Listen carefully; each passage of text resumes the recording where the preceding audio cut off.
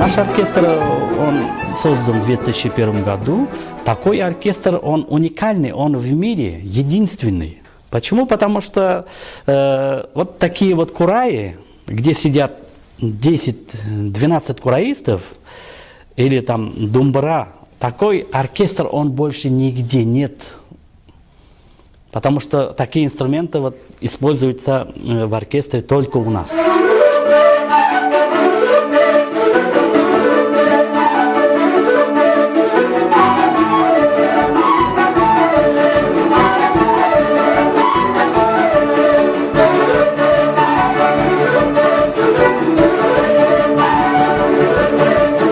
Вот эти инструменты, они называются курай.